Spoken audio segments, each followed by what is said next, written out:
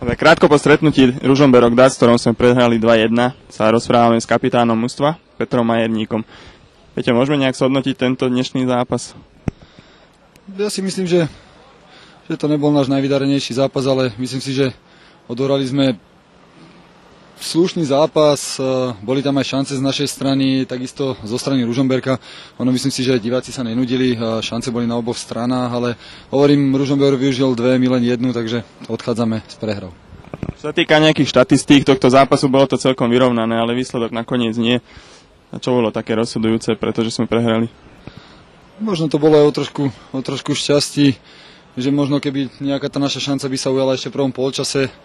Ale proste cez počas sme si povedali, že chceme to otočiť, uhrať dobrý výsledok, čo sa nám podarilo aj na začiatku polčasu vyrovnať, ale potom hovorím, je to o chybách, proste jednu sme spravili my a prehrali sme. Bol to posledný zápas sezóny, bolo na niektorých hráčoch ako keby cítiť, že išli na doraz, ako keby bojovali o tú svoju budúcnosť v klube. Bola tam taká nejaká motivácia v pozadí? Samozrejme, motivácia je stále, to je jedno, že či sa ten zápas, ako sa hovorilo, že už vlastne o nič nejde, vždy o niečo ide, je to ligový zápas, presne tak, ako hovoríte, že proste chalani hrajú o svoje zmluvy, o svoje meno, takže za klub, pre takýmito divákmi sa inak hrať ani nedá, takže motivácia je stále a proste hrať sa musí naplno. Tak jeseň, to bolo ako na hojdačke. Na jednej strane to bol postup s mužstvom do prvej ligy, čo bolo fantastické. Boli sme veľmi radi, tréner, takisto hráči, tešili sme sa na ligu. Ale proste stále sme sa potýkali s tými problémami, ktoré tu boli, či už finančnými na začiatku sezóny, kedy mužstvo sa skladalo úplne na poslednú chvíľu.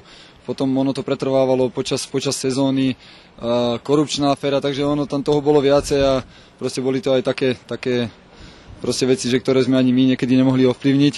Takže tá jeseň, mám povedať, bola katastrofálna, pretože na jednej strane aj slabšie výkony, proste tá finančná situácia, korupcia, takže ono hralo sa veľmi ťažko, bolo to také bez motivácie. Ale chvála Bohu, na jar sa to otočilo, prišiel nový majiteľ, to mužstvo sa úplne vymenilo, zamklo a proste šlapali sme jeden za druhého a nakoniec sa nám to podarilo. Podarilo sa to vlastne po minulom stretnutí pred poslednom kole proti Trnave, odtedy ste mali 10-dňovú prestávku, ak dobre rátam, alebo 11, takže vráťme sa ešte k tomu po zápase s Trnavou, ako ste to potom roztočili tú oslavu. Tak keď mám ja povedať za seba, to bolo také nečakané a nikto to vlastne s chalanou pred zápasom sme si to ani sme o tom nehovorili, že by sme chceli oslavovať, proste sme sa iba sústredili na ten zápas, chceli sme to zvládnuť a potom vlastne, keď to prišlo, bolo to také nečakané, vlastne bola to eufória, každý mal obrovskú radosť, ale hovorím, niektorí z nás sme cestovali domov, keďže som tam mal rodinu a aj deti. Takže ale ostatní chalani, čo viem, že určite to oslávili a poriadne, takže si myslím, že to bolo tak, ako to má byť. Ale na dnešný zápas to nemalo vplyv? Určite nie. Tréner aj takisto nám to prizvukoval, dal nám voľno, po tom zápase 5 dní, takže sme sa mali dať čas, kedy dokopy a proste už od ďalšieho týždňa sme naplno trénovali a od prvého tréningu tréner nám prizvukoval, že chceme ísť dneska sem vyhrať, čo sa nám nepodarilo, ale proste nezobrali sme to na ľahkú váhu, tréningu sme pristupovali seriózne, takže ja si myslím, že tie oslavy určite nemám vplyv na tento zápas. Tak teraz sú dovolenky do 13. 13. o 2. sa začína prvým tréningom, no a uvidíme, to všetci sa zídeme, pretože niektorým chalanom končia zmluvy, s nimi sa zase bude rokovať, takže ja pevne verím, že sa tam zídeme táto istá partia plus ešte nejakí chalani. Proste začneme prípravu a budeme sa tvrdo pripravovať na novú sezónu. Ako tak bude a naozaj zostane táto partia, prípadne aj posilnená, na čo bude mať toto mužstvo v budúcej sezóne? Tak ja si myslím, že určite budeme chcieť dať vyššie priečky ako teraz o záchranu. Ťažko takto povedať.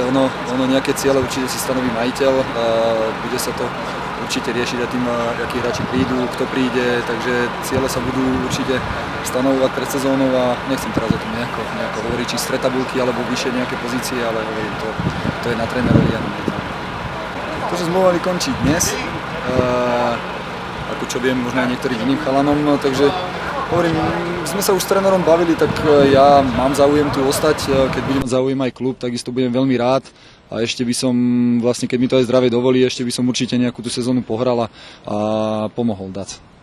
Peter, takže ako kapitánovi ešte raz ďakujeme za tú záchranu, za tie výkony, hlavne v jarnej časti a želáme veľa šťastia. Ďakujem.